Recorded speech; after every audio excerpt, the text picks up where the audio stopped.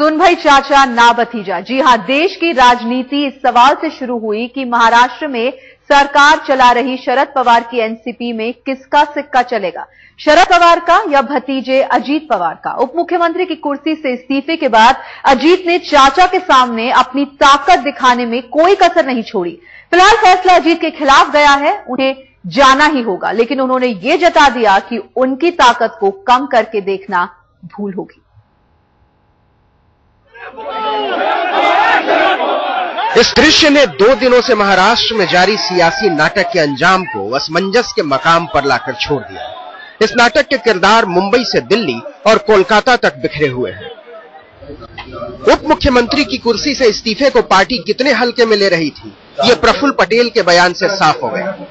स्वयं होकर ये कहा है कि जो भी सच्चाई है सामने आनी चाहिए और लेजिस्लेटिव पार्टी में नेतृत्व का परिवर्तन हम नहीं करेंगे। अजीत पवार ही हमारे नेता रहेंगे और उनके पद को जब भी वो वापस आना चाहेंगे, जब भी वो सोचते हैं कि सही समय है कि लोगों के सामने सच्चाई आई और वो निर्दोष साबित हुए, तो बिल्कुल वो पद पे वो वापस आएंगे। दिल्ली में जब प्रफुल्ल पटेल अजीत पवार की तकदीर पर पार्टी का ठप्पा लगा रहे थे, तो उन्हें अंदाजा नहीं था कि मुंबई में क्या हो रहा है। विधायक दल की बैठक में अजीत पवार के समर्थक उन्हें अपना नायक बना चुके थे। दादा या नहीं पार्टी है, दादा ने जो निर्णय लिया है, हमारे पक्ष श्रेष्ठी से पूछ के बहुत सोच समझ के निर्णय लिया है। दादा जो भी निर्णय लेंगे हम उनके साथ है, लेकिन हम सब विधायकों की यही राय है, अगर दादा मंत्रिमंडल में नहीं रहते तो किसी ने भी नहीं रहना। इधर शरद पवार की पार्टी में घमासान छिड़ा हुआ था, तो कांग्रेस इस चिंता में घुली जा रही थी कि सरकार रहेगी या जाएगी। मुख्यमंत्री चौहान ने आनंद फानन में अपने घर पर बैठक बुलाई, लेकिन बेगानी शादी में अब्दुल्ला दीवाना करता भी तो क्या। और शरद पवार जी ने यह स्पष्ट किया है कि वहां पे कोई अस्थिरता की परिस्थिति महाराष्ट्र में निर्माण नहीं होगी, ये उन्होंने स्पष्ट रूप से कहा है। तो हमें नहीं लगता कि कोई अस्थिरता महाराष्ट्र के में रिजल्ट के कारण यहाँ पैदा होगी। मुंबई में सरकार की मुसीबत जैसे जैसे बढ़ रही थी, दिल्ली में भी बेचैनी बढ़ती जा रही थी। कांग्रेस समझ नहीं पा रही थी कि अजीत पवार के इस्तीफे का करना क्या है। उनकी विदाई तय हो चुकी है, तो उनकी जगह किसी को लेना है या नहीं, और लेना है तो किसे। लेकिन पार्टी के पास शरद पवार के फैसले का इंतजार करने के अलावा कोई और रास्ता नहीं था। Mr. Sharad Pawar spoke loud and clear on so many channels yesterday that he is the boss and he is saying that there is going to be no threat to any government. Congress तो इत्मीनान दिखाने की कोशिश कर रही थी, लेकिन NCP में घमासान जारी था। पार्टी के दिग्गज नेता डीपी त्रिपाठी ने यह कहकर अजीत का पलड़ा भारी कर दिया कि उनके खिलाफ षड्यंत्र चल रहा है। एनसीपी का रुख हमेशा सकारात्मक रहा है, लेकिन हमारे सबसे वरिष्ठ नेता, विधानमंडल दल के नेता, जिसकी लोकप्रियता महाराष्ट्र में निर्विवाद है, अजीत पवार साहब, उनके खिलाफ अगर कोई षड्यंत्र होगा तो हम डट कर उसका मुकाबला करेंगे। डीपी त्रिपाठी खुलकर अजीत पवार के साथ नजर आ रहे थे, तो शरद पवार की बेटी सुप्रिया सुले इस पूरे तमाशे को भ्रष्टाचार के आरोपों से बेदाग बाहर निकलने का एक मासूम फैसला करार दे रही थी। दादा की इनर वॉइस है, उनको लग रहा था कि ऐसी जो खबरें उलट सुलट आ रही है, तो उनकी भी प्रेस कॉन्फ्रेंस में आपने सुना होगा, उन्होंने कहा कि एक ट्रांसपेरेंट और क्लीन श्वेत पत्र बाहर आए, इसीलिए वे खुद सरकार से बाहर रहना चाहते हैं। जैसे जैसे सूरज चढ़ता जा रहा था, महाराष्ट्र में राजनीति का पारा भी चढ़ रहा था। शरद पवार की राजनीतिक जागीर माने जाने वाले बारामती में अजीत पवार के समर्थन में बाजार बंद हो चुके थे, लेकिन इस नाटक का अंत लिखा शरद पवार ने कोलकाता में कि अजीत को जाना होगा। कोलकाता से मनोज्ञा लोईवाल और मुंबई से साहिल जोशी के साथ आज तक ब्यूरो। और महाराष्ट्र की राजनीति में अजीत पवार के इस्तीफे से शुरू हुए दंगल पर आज दिल्ली से मुंबई और कोलकाता तक में जोरदार ड्रामा हुआ। किसी ने कहा इस्तीफा वापस लेना होगा, किसी ने कहा मंजूर किया जाए, और किसी को फिक्र थी कि कहीं सरकार ही ना चली जाए। ये महाराष्ट्र की सत्ता का सबसे बड़ा शक्ति प्रदर्शन है। अजीत पवार के समर्थकों का सैलाब है ये। पवार कुनबे में छिड़ी सबसे बड़ी जंग, शरद पवार का सबसे बड़ा इम्तिहान। चाचा से भतीजे की ऐसी भिड़ंत कि महाराष्ट्र की राजनीति में भूचाल आ गया। 24 घंटे के भीतर महाराष्ट्र की सत्ता के महारथियों का सिर घूम गया। आखिर ये हो क्या रहा है? घपलों के बहाने अजीत पवार ने घमासान छेड़ दिया और इस घमासान का औजार बना इस्तीफा।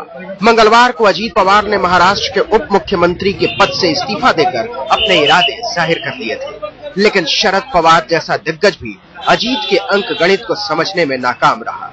अगली सुबह विधायक दल की बैठक बुला दी। उम्मीद थी कि अजीत पवार के लिए इस बैठक के नतीजे सदमे की तरह होंगे, लेकिन बैठक खत्म हुई तो खेल बदल चुका था।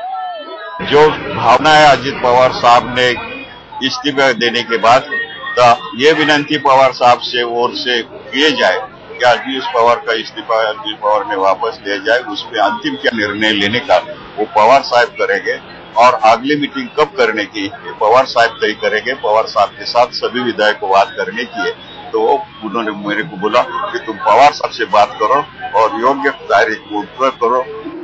शरद पवार को इस फैसले का अंदाजा नहीं रहा होगा। वो बैठक के नतीजों से बेखबर कोलकाता में घूम रहे थे। जब उन्हें बताया गया कि महाराष्ट्र में मंत्रालय की फिजा बदली हुई है तो उन्हें जवाब नहीं सूझा।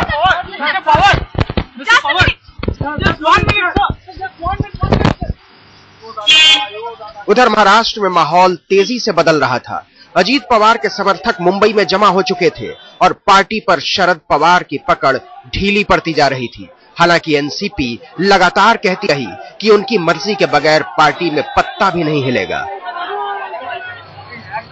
पवार कोलकाता में थे, लेकिन उनका मन मुंबई में घूम रहा था। भतीजे से मिली इस चुनौती का माकूल जवाब देना उनके लिए जरूरी हो गया था और शाम होते होते उन्होंने फैसला कर लिया। फैसला यह था कि अजीत पवार का इस्तीफा मंजूर होगा। बड़े पवार के तजुर्बे के सामने छोटे पवार की तिकड़म नाकाम हो गई थी। एनसीपी के इतिहास में शायद पहली बार ऐसा हो रहा होगा कि शरद पवार के मना करने के बावजूद एनसीपी के सारे मंत्री अपना इस्तीफा पेश करते हैं और शरद पवार के मान लेने के बावजूद एनसीपी के सारे विधायक अजीत पवार को अपना इस्तीफा वापस लेने की गुहार लगाते हैं। एनसीपी के इस पावर गेम में अब फैसला लेना शरद पवार के लिए भी टेढ़ी खीर साबित होगा। मुंबई से साहिल जोशी और आदित्य अमन के साथ अशोक सिंघल, दिल्ली आज तक। और पावर गेम शरद पवार के लिए नया नहीं है। शरद पवार महाराष्ट्र की राजनीति के धुरंधर खिलाड़ी हैं। उन्होंने अपनी चालों से एक चक्रव्यूह भेदे हैं, लेकिन भतीजे ने जब चुनौती देनी शुरू की तो चाचा चित होने लगे।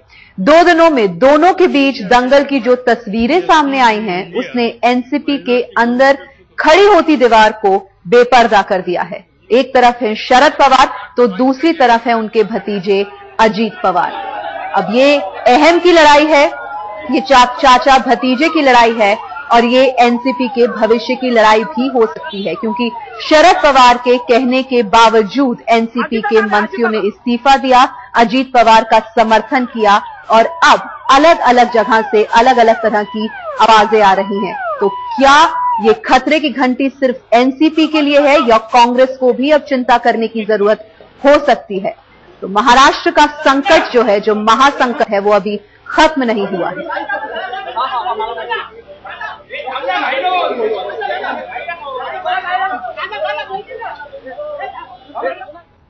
इस्तीफा और इस्तीफे के बाद शक्ति प्रदर्शन। अजीत पवार ने चुनौती देना शुरू किया तो चाचा शरद पवार चित होने लगे। पिछले 48 घंटों में दोनों के बीच दंगल की जो तस्वीरें सामने आई, उससे साफ हो गया कि एनसीपी के अंदर कोहराम मचा हुआ है। महाराष्ट्र की राजनीति में चाचा भतीजे की लड़ाई तो होती रही है, लेकिन ऐसी लड़ाई पहली बार लोगों ने देखी। ये विरासत की लड़ाई है। कौन संभालेगा शरद की विरासत? बेटी सुप्रिया सुले को मिलेगा ताज या अजीत पवार को मिलेगा तख्त? एक तरफ बेटी है तो दूसरी तरफ भतीजा। शरद पवार असमंजस में है। खून के रिश्ते और स्वाभाविक दावेदारी में से एक को चुनने का सवाल उनके सामने है। अजीत अपनी ताकत कई मौकों पर दिखा चुके हैं। अजीत 1982 से राजनीति में है और अपने दम पर है। सुप्रिया और अजीत पवार की राजनीतिक शुरुआत में एक बुनियादी फर्क है। जिस बारामती लोकसभा सीट पर आज शरद पवार के नाम का सिक्का चलता है, वो सीट अजीत के पास हुआ करती थी और पवार को लोकसभा भेजने के लिए उन्होंने ये सीट खाली की थी जब नरसिम्हा राव ने उन्हें रक्षा मंत्री बनाया था। वहीं सुप्रिया सुले को लोकसभा पहुंचाने के लिए शरद पवार को खुद बारामती का मैदान छोड़ना पड़ा। आपल्या सगळ्यांचे 5 मुख्यमंत्रियों के साथ काम कर चुके अजीत पवार महाराष्ट्र की राजनीति को चाचा से ज्यादा न भी समझते हो तो उनसे कम भी नहीं समझते। शरद पवार इसे अच्छी तरह से जानते हैं। इसीलिए 2009 में जब अजीत पवार ने उप मुख्यमंत्री की दावेदारी पेश की तो शरद पवार खफा थे, लेकिन उनके समर्थकों के सामने बड़े पवार को घुटने टेकने पड़े थे। उप मुख्यमंत्री बनने के बाद अजीत पवार खुद फैसले लेने लगे। यहां तक भी ठीक था, लेकिन शरद पवार की नजरों में वो उस वक्त से खटकने लगे जब वो उनकी इच्छाओं को दरकिनार करने लगे। लेकिन शरद पवार की नाराजगी की परवाह किए बगैर अजीत अपने समर्थक मंत्रियों को आगे बढ़ाते रहे। कहा जाता है कि अजीत पवार ने 141 हेक्टेयर में फैली लवासा सिटी के रास्ते में इसलिए अड़ंगा लगाया कि वो शरद पवार की सोच का शहर था। जिन 38 योजनाओं में घपले के आरोपों ने अजीत के इस्तीफे की भूमिका तैयार की, शरद उसके भी खिलाफ थे, लेकिन अजीत पवार ने इसकी परवाह नहीं की। और अब जब उन्होंने इस्तीफा दे दिया है तब भी शरद पवार असमंजस में है। और चाचा भतीजे की लड़ाई ने महाराष्ट्र की राजनीति को 2 सबसे बड़े दिग्गजों के लिए सबसे बड़ा नासूर बना दिया है। दोनों ही के सामने सवाल ये था कि खून के रिश्ते को तरजीह दें या संगठन को आगे बढ़ाने वाले पर दांव लगाया जाए। देखिए शरद पवार और बाल ठाकरे की विरासत में बगावत पर उतरे भतीजों की दास्तान।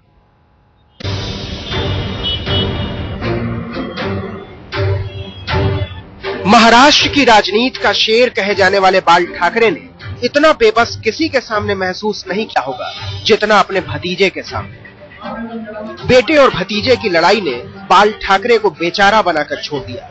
वो चुपचाप देखते रहे, अपनी विरासत को बिखरते हुए और उस विरासत के दावेदारों को एक दूसरे के खिलाफ दंगल लड़ते हुए। छूत का ये रोग अब शरद पवार के कुनबे को भी लग गया है। भतीजे अजीत पवार को उन्होंने अपनी राजनीति की प्रयोगशाला में दीक्षा दी, ऊंच नीच सिखाया और बताया कि राजनीति के चक्रव्यूह को भेदा कैसे जाता है। लेकिन जब अजीत ने चाचा के गुर सीख लिए तो वो दहाड़ने लगे और अपने ही चाचा को पछाड़ने लगे। उनकी महत्वाकांक्षाएं जोर मारने लगी और तब तक शरद पवार को अपनी बेटी सुप्रिया सुले के राजनीतिक भविष्य की चिंता सताने लगी। शरद पवार बाल ठाकरे की तरह बेचारे नहीं हुए, वो अभी भी महाराष्ट्र की राजनीति में निर्णायक भूमिका लिख रहे हैं, लेकिन भतीजे और बेटी में से एक को चुनने का असमंजस अब उनके भी सामने खड़ा है। आज राज ठाकरे की पूरी राजनीति उद्धव ठाकरे को नीचा और कमजोर साबित करने पर टिकी हुई है। जो मुंबई नगर निगम कभी शिवसेना का एक छत्र साम्राज्य हुआ करता था, आज राज ठाकरे उसमें सेंध लगा चुके हैं। विधानसभा के चुनाव में भी दोनों एक दूसरे के सामने दुश्मन की तरह थे।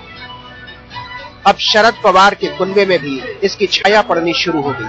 अजीत और सुप्रिया ने भले एक दूसरे के खिलाफ खुला मोर्चा न खोला हो, लेकिन मोर्चेबंदी दोनों तरफ से जारी है। महाराष्ट्र और केंद्र दोनों की सत्ता में शक्तिशाली होने के बावजूद शरद पवार की सबसे बड़ी फिक्र आज भी यही है कि अपने कुनबे में पड़ती दरार को दंगल में बदलने से कैसे रोकें।